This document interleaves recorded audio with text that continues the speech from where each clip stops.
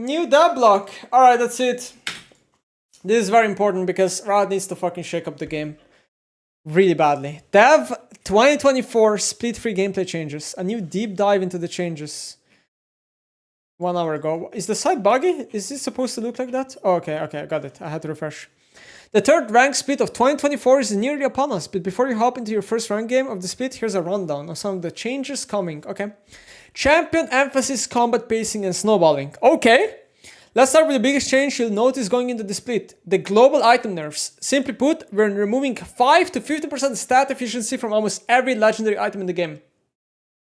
So legendary item means like Infinity Edge, Rabadon, stuff like that. These changes get us several important benefits, slowing down combat pacing, reducing snowballing, and making champions themselves take a large portion of the power budget. I agree. Most players queue up for a game of League because they want to play the champion. We don't see anyone load into the game and get excited to play Infinity Edge. They want to play Jinx or Yasuo. With this in mind, you can think of this change as a durability update 2.0, in the sense that we want more time for players to play out their champion gameplay fantasy and to put more emphasis on champions than items. Now let's dive a bit deeper on how we got there. Okay, personally, I think this is a good thing. Players have significantly improved at League over the last 15 years and, generally speaking, really like it when they're able to use those skills to beat their opponents. We're pretty big fans of skill, mattering too. That said, we should explain why nerfing almost every item in the game is related to that. League has found itself in a state where the amount of power champions earned from items rapidly outpaced other sources like experience or team-wide objectives like Jargon. While we hadn't directly increased the amount of gold in the game that much over the years, in fact we've taken it away from things like Jargon, you all got a lot better of things like last hitting and also staying alive in order to last hit those minions. If you want to feel really skilled, look at old world's matches and compare your farm to the world's best from 13 years ago. In the final game of 2012 World Finals, the ADC had 133 and 165 million kills at 20 minutes.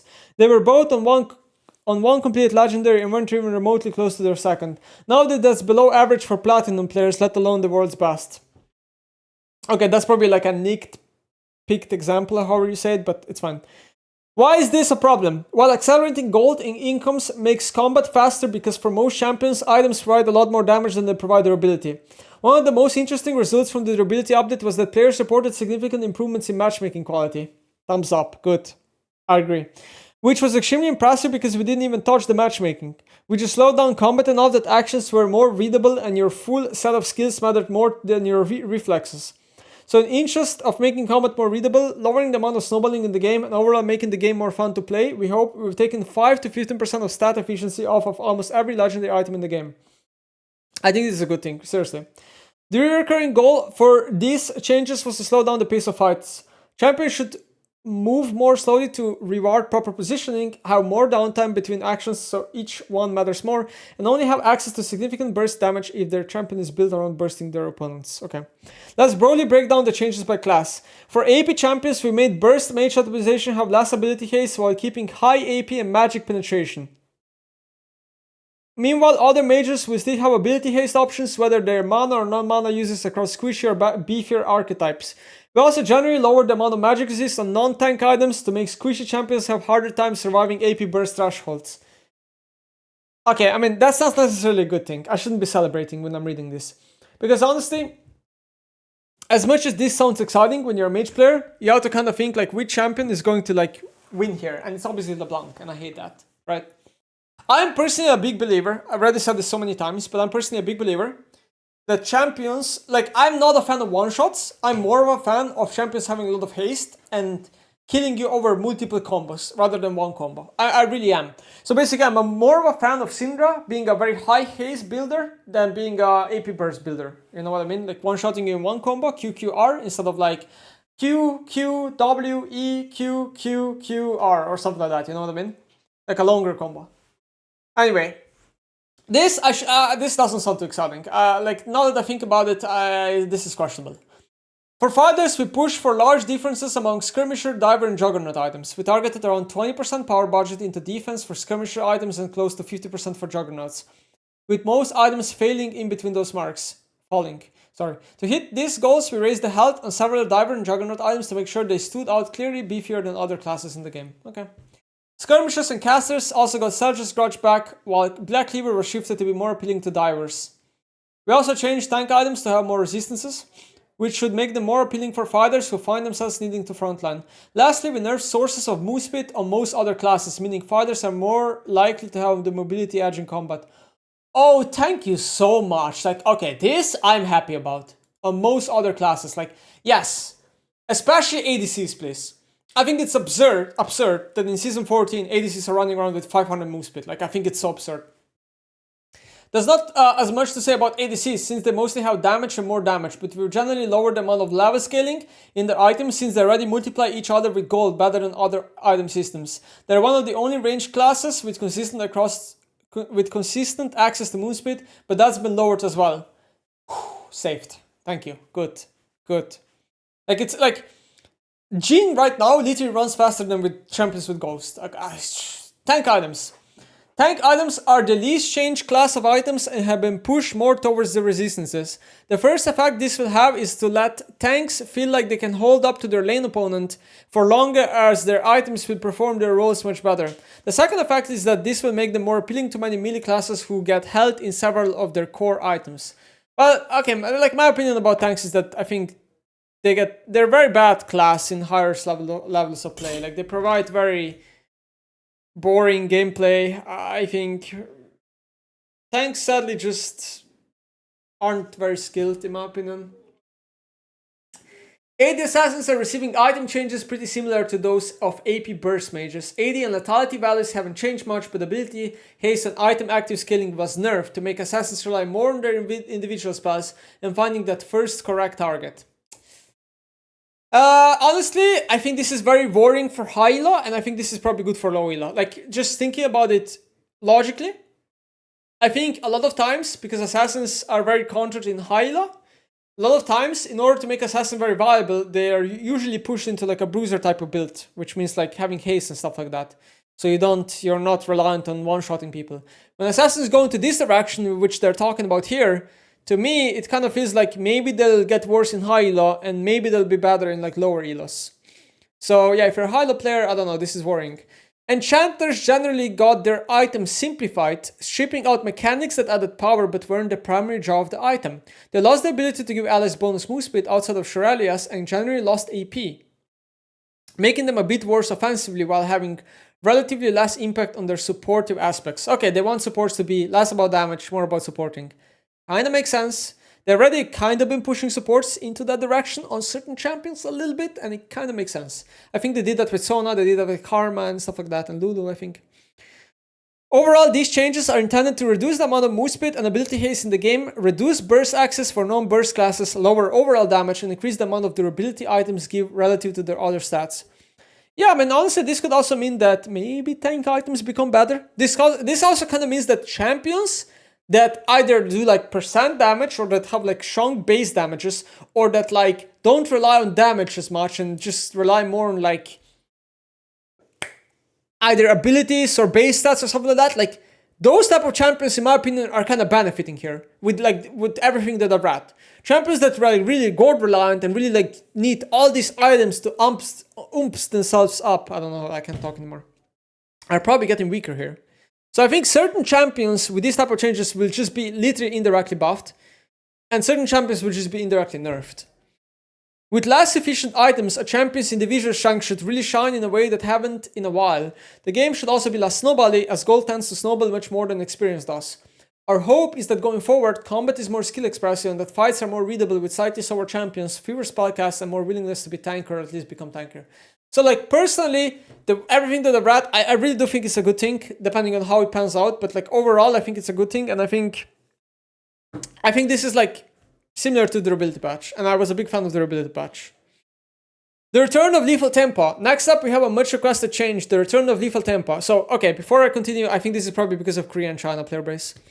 Originally, lethal tempo proved to be quite problematic because of how it let players keep itemizing attack speed, and while this change was not positive for the item system, we heard a lot of player feedback that champions who favored lethal tempo felt like they didn't have a great alternative rune to take.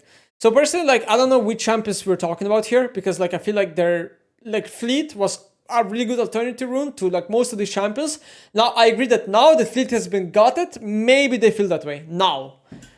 Now that we have time to adjust itemization without the shadow of lethal tempo looming over all attack speed items, we're re-adding a modified version that maintains the spirit of the rune. It should still support low heavy attack speed users, but without also pushing out attack speed itemization. So I'm kind of wondering, like, how are you guys gonna do that? I don't get it. It still gives stacking attack speed when attacking enemy champions, but now that attack speed no longer scales up with your level. Instead, once you reach max stacks, your attacks will deal bonus damage on hit, which scales with both your level and your bonus attack speed. We expect many of the previous users to also appreciate this version of lethal tempo, but be less bounded in a way that warp their play and optimization. But doesn't this sound really OP on certain champions? Like, I'm trying to think, like, what happens with Belvet here? Like, Belvet stacks tempo and then gets bonus on hit damage, and that stacks kind of infinitely with her passive. I think this sounds really scary. Like, as much as like people might get excited about this change, I'm personally a believer that lethal tempo being gone from the game was a good thing. They should have just added like a different keystone that doesn't like work around attack speed like lethal tempo does. They should have found something else. I think this sounds really scary. Like, this to me, like, immediately I start thinking like this is going to be OP on some champ that's going to either like have some on hit interaction or via some items or something along those lines, right? Okay, that's interesting. Biscuit delivery. Biscuit delivery. We've talked a lot about mana availability in the rune system. You can get a ton of mana from runes now, which in turn makes mana items matter less. However, okay with items being weaker, we don't want them to be wholly unnecessary. In order to cut down on how much free mana champions can get, we're removing both the max mana as well as the mana restoration for biscuits, and shifting to a version with max HP and even more missing health restored. What? Other mana runes in the system require champions to interact with the opponents to have value and restore mana, but Biscuit was the exception to this. This non-interactive lane pattern enabled by Biscuit is something we're not happy with, so these changes should address these problems. So I do agree with Riot that Biscuits added a lot of non-interactive lanes, okay? And especially this comes to mid lane. Biscuits was a huge reason over the last year or two why solo kills don't happen in lane, why certain champions are able to spam so much abilities in lane and this and that. However, the problem that I have is that I'm reading that it's going to work now a stronger version of HP as a Biscuit. And yes, I agree that this is probably not going to be a mid laner's rune anymore. This is just going to be a top laner's rune now. Like, what? I can fully see like Grass Biscuit being even a bigger problem on top champions that get very tanky and have a lot of HP, like Cassante. I don't really see where we're going with this. Like, what? This is just going to make it like a top problem now. We had it a mid problem, now it's going to be a top problem. I don't know. Quality of life improvements. It's no secret that there's a lot to learn in League, and while some of us have years of experience that taught us to pop potions as the opponent ignite is slowly ticking down in a desperate attempt to survive by 5 health, not everyone that plays League is a veteran. With that in mind, we looked at a lot of player feedback and set out to solve a few pain points for our players learning the game. If you're a veteran, this might not be something you need, but you might actually find some useful. Oh, okay.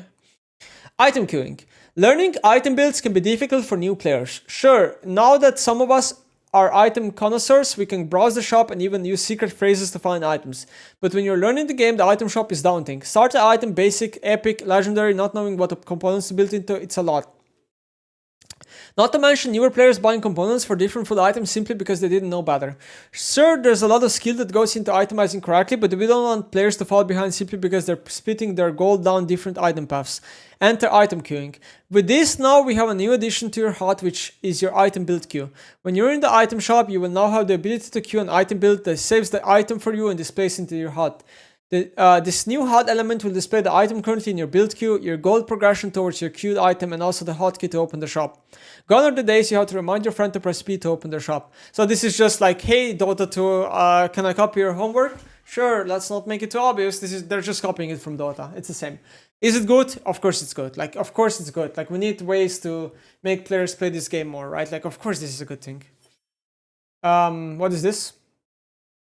We see 500 and then like a P icon, 775, and then like Kraken Slayer here, and I guess how much you completed it, and then like here, and it's like you can buy it, I guess. Oh, it's like how much gold you need to buy an item. So you can just look at the icon and see how much gold you're missing based on the yellow bar. Ooh, okay. Okay. Okay. As you play and gain gold, you progress the bar to indicate your gold, which is the total cost of the item. When you return to the fountain to purchase, you'll see that the button for queuing the item now becomes a purchase component. This is a one-click purchase that will automatically purchase all the components you can currently afford with the gold amount you have.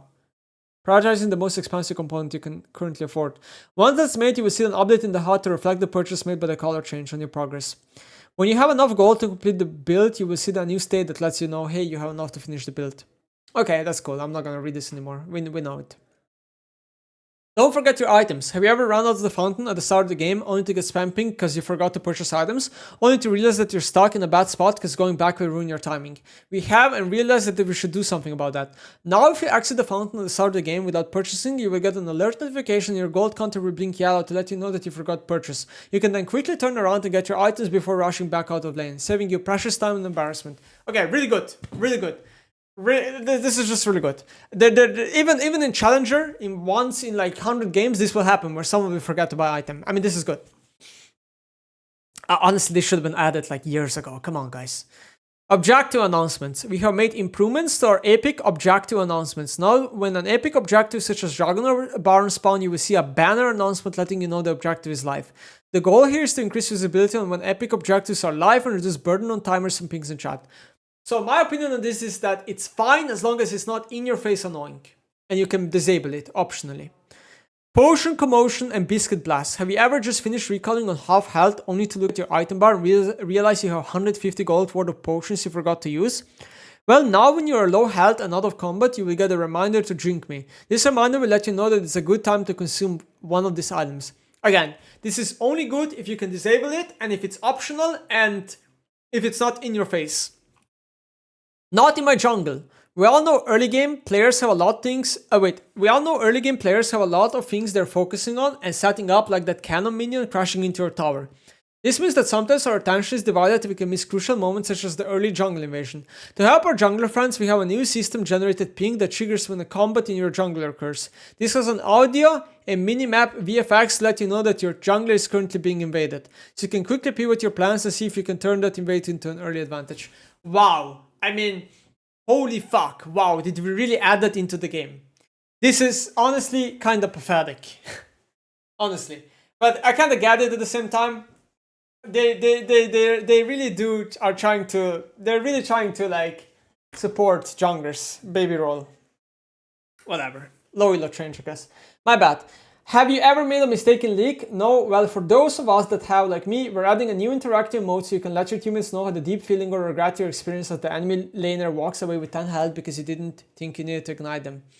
Don't let it beat you up. Ignite was going to be key to getting the second kill on them after they teleported you back to lane. But your teammate didn't know that, so simply press the I key and the My Bad interactive mode would pop up to express your sincere apologies. Okay, I think that's cool. That's kind of cool. That's kind of cool. Yeah, that's kind of cool. No much to say. Okay, that's all the changes. Okay, TLDR personally, item changes, really excited for those. However, they're scary. They could fuck up really hard, they could make the game worse. It depends how Riot is doing it. Lethal tempo change sounds really scary. Really, really scary. I wish they didn't do this. I think this is extremely scary, extremely questionable decision. We'll see in the future how this pans out. Biscuit delivery just seems to be that in mid lane, but more of a top lane tanky room for bruisers and tanks. Like, I don't see how they fix the issue. They just move the issue from mid lane to top lane. Quality of life improvements. These are all fine. Like, item queuing seems to be a pretty good decision. And don't forget your items is also a good decision. Objective announcements. The health thing and not in my jungle. Sure, I hope they're not too annoying. I hope you can optionally disable them. Blah, blah, blah. And that's it. Not bad. I will be going all over all these items, guys, when it comes out. It's gonna be exciting.